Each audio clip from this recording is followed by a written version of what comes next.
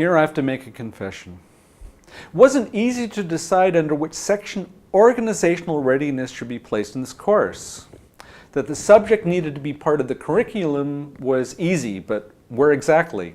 If we look at the Business Analysis Body of Knowledge, version 2, organizational readiness only appears when we start talking about solutions.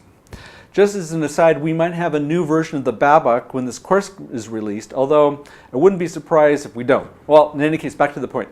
If we are always trying to solve the right problem, maybe the problem is a lack of organizational readiness. In fact, I would say that chances are very good that you'll run across this issue. So we have different types of issues that are tied to organizational readiness, and that's what we'll have to cover here.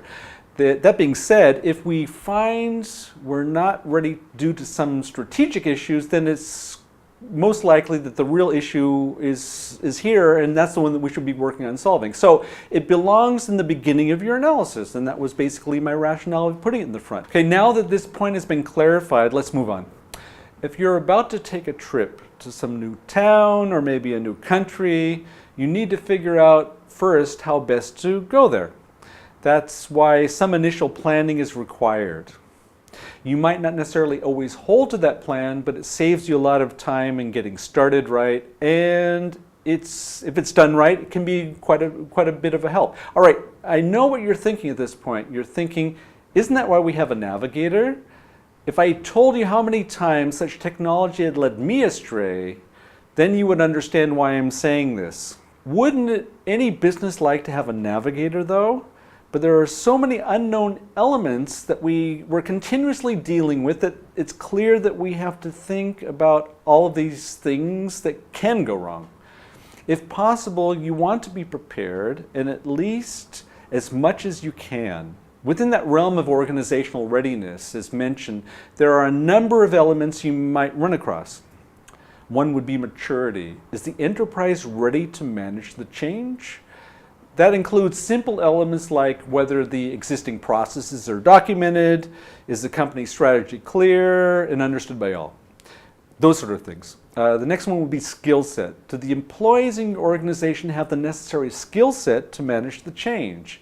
Here I make a differentiation between something you can train an individual or the capacity to complete the work. Two separate things.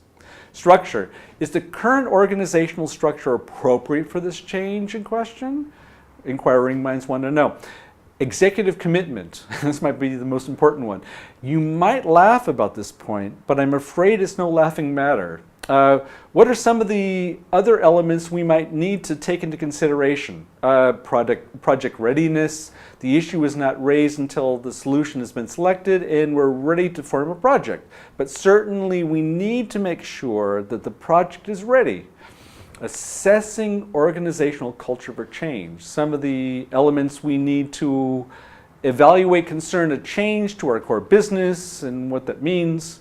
Typical change management issue is tied to the change in the way of working in the enterprise. Do the employees in your organization have the motivation to successfully perform that transformation?